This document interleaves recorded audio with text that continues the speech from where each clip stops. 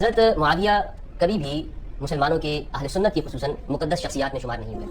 اگر آپ اس پر مجھ سے بات کرنا چاہتا ہے تو میں اس کے لیے بات کرنے کو تیار ہوں۔ انہوں نے کہا کہ مجھ سے بات کرنا چاہتا ہے تو میں اس کے لیے بات کرنے کو تیار ہوں۔ کہ حضرت معاویہ رضی اللہ تعالیٰ عنہ نہ صرف اہل سنت کے مقدسات بلکہ حضرت سیدنا امیر معاویہ رضی اللہ تعالیٰ عنہ مقدسات اسلام میں سے ہیں۔ یہ مفتی فضل ہمدرد صاحب کو میرا جو ہے اوپن چیلنج ہے، ایک مقدس شخصیت اگر غیر مقدس کے ہاتھ پر بیعت کرتی ہے تو اس کا حکم آپ بتا دیجئے، اور پھر بیعت کرنے کے بعد پوری سلطنت اسلامیہ امور سلطنت وہ سارے کے سارے اٹھا کے غیر مقدس شخص کے جھولی میں ڈال دیے جاتے ہیں، جس کو آپ ظالم، جابر، باغی کہتے ہیں۔ تو کیا ظالم، جابر اور باغی اور نعوذ باللہ جو کچھ آپ القابات دیتے ہیں، کیا ایسے شخص کو، غیر مقدس کو، ایک مقدس شخص کی طرف سے جو نوجوانان جنت کے سردار ہیں ان کی جانب سے ایک خلافت راشدہ جو ایک کامیاب ترین حضور علیہ الصلوۃ والسلام کا نظام تھا، اس نظام کو ایک غیر مقدس شخص کی جھولی میں ڈالنے والے کا حکم کیا ہوگا؟ یہ میرا آپ سے سادہ سا سوال ہے۔ بسم اللہ الرحمن الرحیم۔ آج میں جس عنوان پہ بات کر رہا ہوں وہ عنوان ہے مقدسات اہل سنت۔ چند لوگوں کا جن کا اہل سنت سے تو بظاہر کوئی تعلق بھی نہیں ہے، ان کا کہنا یہ ہے کہ حضرت سیدنا امیر معاویہ رضی اللہ تعالیٰ عنہ کا مقدسات اہل سنت سے کوئی تعلق نہیں ہے، وہ کسی دور میں بھی مقدسات اہل سنت میں سے نہیں رہے، جبکہ قرآن و حدیث میں اگر دیکھا جائے،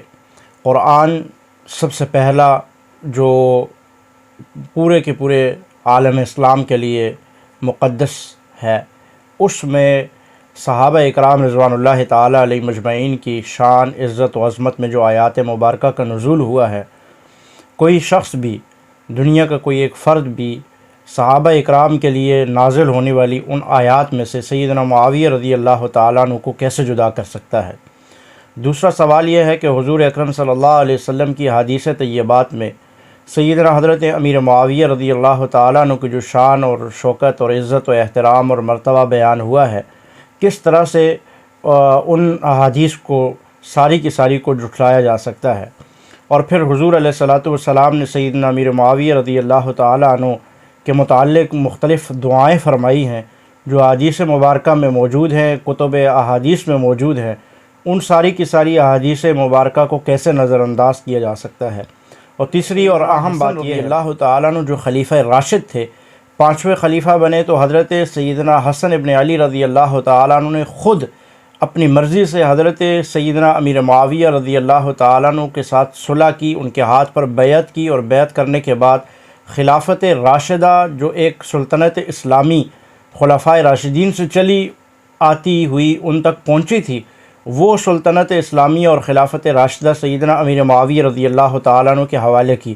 اب میرا سوال یہ ہے کہ جو لوگ یہ کہتے ہیں کہ سیدنا امیر معاویہ رضی اللہ تعالیٰ عنہ مقدسات اہل سنت میں نہیں ہے، میں سمجھتا ہوں وہ مقدسات اسلام میں سے ہیں، شعائر اسلام میں سے ہیں، ضروریات دین میں سے ہیں،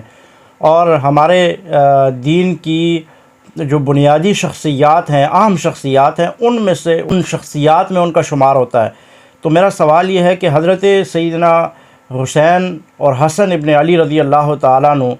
کس طرح سلطنت اسلامیہ اور خلافت راشدہ ایک غیر مقدس شخص کو حوالے کر سکتے تھے اگر سیدنا امیر معاویہ رضی اللہ تعالیٰ عنہ مقدسات اہل سنت نہیں تھے؟ اور میں تو ان کو مقدسات اسلام اور اسلام کے بنیادی ضروریات اور اسلام کے بنیادی شخصیات میں سمجھتا ہوں، اور یہی اہل سنت والجماعت کا عقیدہ اور مشرب رہا ہے۔ باقی یہ جو کہا جاتا ہے کہ اہل سنت والجماعت کی مقدسات میں حضرت معاویہ نہیں ہے، تو اس کا مطلب ہے کہ وہ قرآن کریم کو بھی نظر انداز کر رہے ہیں۔ قرآن کریم میں جہاں جہاں صحابہ اکرام کا تذکرہ ہے، وہ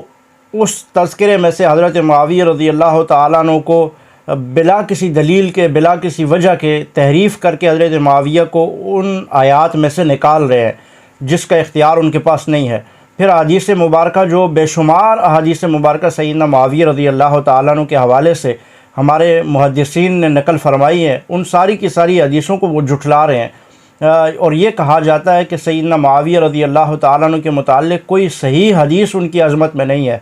صحیح سے مراد یہ ہے کہ صحیح درجے کی حدیث، ورنہ حسن درجے کی۔ پہلے تو یہ بات بھی ہے کہ حضرت معاویہ رضی اللہ تعالیٰ عنہ کے متعلق صحیح درجے کی حدیث مبارکہ بھی موجود ہیں، اور ان میں سے ایک مشہور حدیث یہ بھی ہے جس کو صحیح بخاری میں نقل کیا گیا ہے کہ حضور علیہ الصلوۃ والسلام نے فرمایا کہ ایک ایسا لشکر ہوگا جو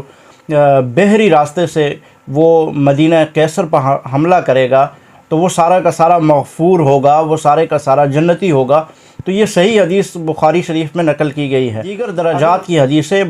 دیگر کتابوں کے اندر محدثین نے نقل کی ہے۔ یہ ساری کی ساری حدیث ان کی عظمت ہی کو ظاہر کرتی ہیں، ان کے مقدس ہونے کو ہی ظاہر کرتی ہیں۔ اور پھر سب سے اہم سوال جو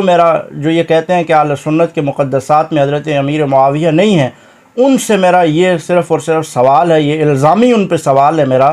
کہ حضرت معاویہ اگر مقدس نہیں تھے، اہل سنت کے اسلام کے مقدس شخصیات میں نہیں تھے، تو پھر اسلام کی مقدس شخصیات حضرت حسن تو ہیں، اسلام کی مقدس شخصیات حضرت حسین تو ہیں، یہ تو آپ بھی مانتے ہیں۔ تو پھر وہ مقدس شخصیات ایک غیر مقدس کو کس طرح سے اس کے ہاتھ پر بیعت کر لیتی ہے؟ ایک مقدس شخصیت اگر غیر مقدس کے ہاتھ پر بیعت کرتی ہے تو اس کا حکم آپ بتا دیجئے۔ اور پھر بیعت کرنے کے بعد پوری سلطنت اسلامیہ، امور سلطنت،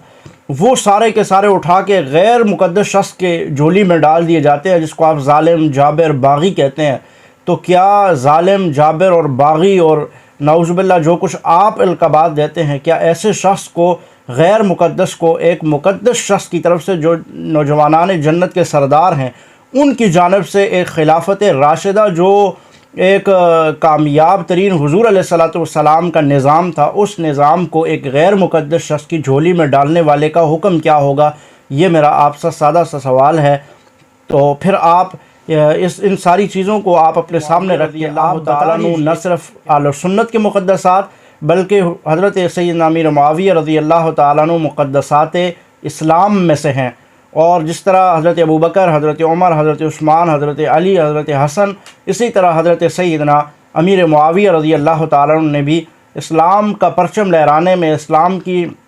اسلام کے لیے بے شمار خدمات سر انجام دینے میں اپنا کردار ادا کیا ہے، اور اسلام کے سب سے بڑے فاتح ہیں۔ اور 64,65,000 مربع میل پہ جس نے اسلام کا پرچم لہرایا، جس نے اسلام کو وسعت دی ہو، اگر وہ اسلام کی مقدسات میں سے نہیں ہے تو پھر کیا ہم آپ کو اسلام کے مقدسات میں سے مان لیں جو صرف اسلام کا لبادہ اوڑھ کر وہ شیعت اور رافضیت کو پھیلانے کے لیے حضرت معاویہ اور دیگر صحابہ اکرام پہ تبرہ بازی کرتے ہیں؟ اور آپ کا اگر بس چلے تو آپ تو حضرت ابوبکر رضی اللہ تعالیٰ عنہ کو بھی اسلام کا مقدس نہیں مانتے، حضرت عمر، حضرت عثمان اور حضرت علی اور آل بیت اطہار، ان کو بھی آپ اسلام کے مقدسات میں سے نہیں مانتے، مگر آپ کی مجبوری ہے، آپ نے ان کو استعمال کر کے کسی نہ کسی انداز میں لوگوں کے سامنے اپنا جو ہے وہ بدبودار چہرہ سامنے رکھنے کے لیے آپ نے ان کے ناموں کو استعمال کرنا ہے۔ تو آپ اس بات پہ سوچئے کہ کون مقدسات اسلام اور مقدسات اہل سنت میں ہے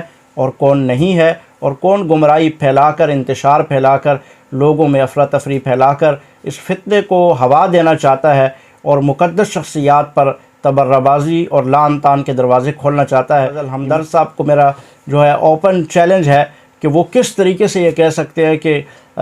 مقدسات اہل سنت میں حضرت معاویہ نہیں ہیں۔ آپ خصوصی طور پہ اس کا جواب دیجئے گا تاکہ ہمیں پتہ چلے کہ آپ کس کی نمائندگی کر رہے ہیں۔ وہ تو ہمیں پتہ چل گیا، اور یہ میرے لیے یہ پیشن گوئی ہے کہ ایک وقت آئے گا کہ جب آپ کھل کے حضرت سیدنا ابوبکر رضی اللہ تعالیٰ عنہ پر بھی حملہ آور ہوں گے، آپ یہ کہیں گے کہ وہ غاصب تھے۔ آپ اپنے آپ کو اہل سنت کہہ رہے ہیں، لیکن ایک وقت آئے گا کہ آپ کھل کے اپنے آپ کو روافض کا نمائندہ تسلیم کریں گے۔ ابھی تو آپ صرف یہ کہتے ہیں کہ میں سوال و جواب کرتا ہوں، لیکن آپ اپنی فین فالوئنگ کو بڑھانے کے بعد آپ کا یہ بد کردار اور بدبودار جو چہرہ ہے رافضیت والا، یہ کھل کے لوگوں کے سامنے آ جائے گا، اور جن کو نہیں پتہ ان پر بھی یہ ویڈیو کے نیچے سبسکرائب کے بٹن پہ کلک کریں، بیل کے آئیکن پہ کلک کیجئے تاکہ ہر نئی ویڈیو کی نوٹیفیکیشن آپ کو مل جائے۔